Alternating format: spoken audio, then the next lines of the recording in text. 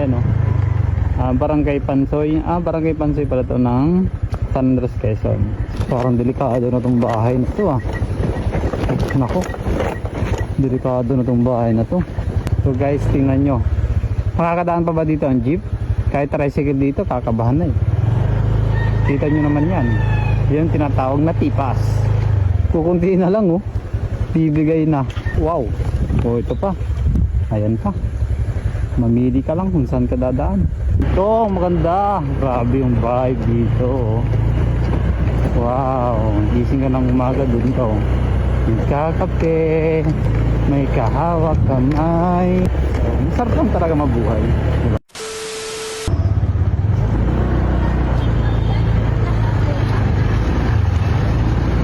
So ito yung 7-Eleven ng San Andres. At ito naman yung kanilang terminal. At yung pamilihang bayan lang. Ganda ng kanilang pamilihang bayan. Siyempre ngayon ay babagtasin naman natin yung tinaguriang Mabato. Galing tayong San Andres, papunta tayong Barangay Mabunga. So yung Barangay Mabunga ay sakop na ng San Francisco, Quezon. So let's go! Okay. So, may nagsasabi kasi sa atin na itong way na to hanggang sa may tuktok ng Mabato ay okay na, sementado na. Pero yung paglusong doon ng Mabato hanggang dun sa may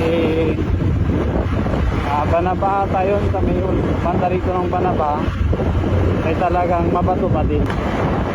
Yan, sitio Mabato. Ewan ko kung kailan nila pinangalan yung sitio na yun na Mabato, diba?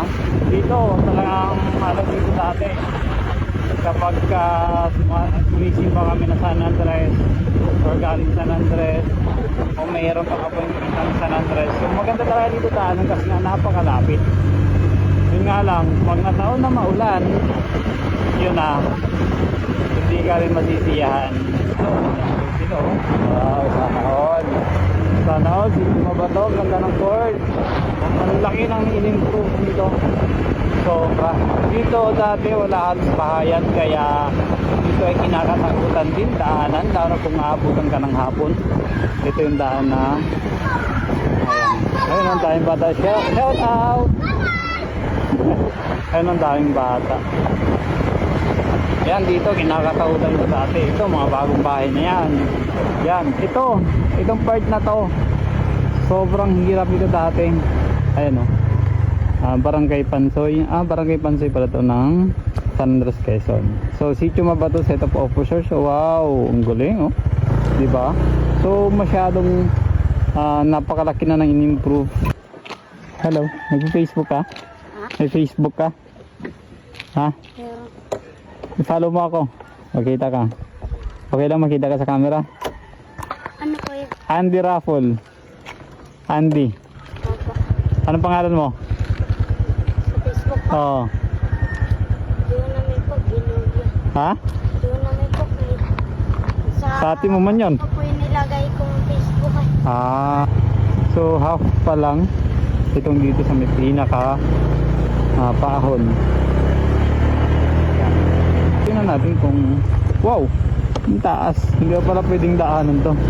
Yan guys, kung anong nakikita ninyo na yan, kung wala yung mga quarry na yan, ganon kalapot, ganon putik. Diba? Ang dami ng motor doon parang may tupada ron ganito, ito hindi pa ito mga mamso, hindi pa ito yung daan dati. So parang hirap ang dati. Boss, ano sitio na to? Ano sitio na po ito? Mabato. Mabato. Mabato pa rin pala to. Saan sunod po ng Mabato? Anong sitio na po? Tagbakan.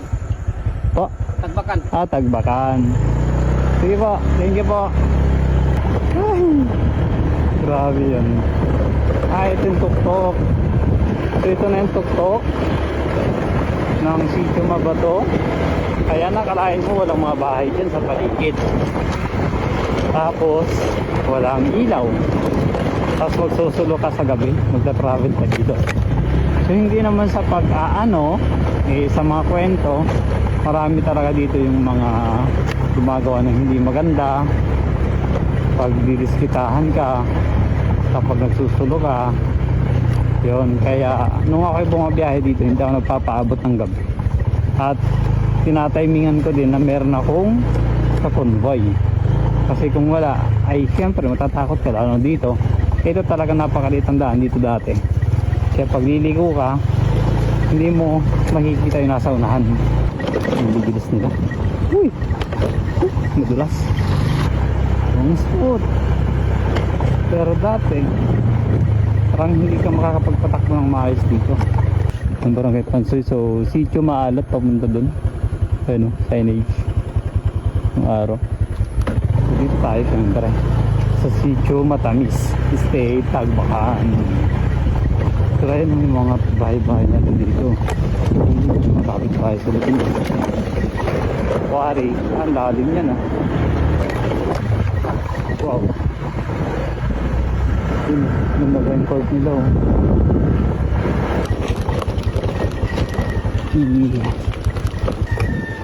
Sa ito parang delikado na tong bahay na to ah. Nako, delikado na tong bahay na to kapag ang natanggal, kapag ang nabuwal ay yung puno ng kawayan.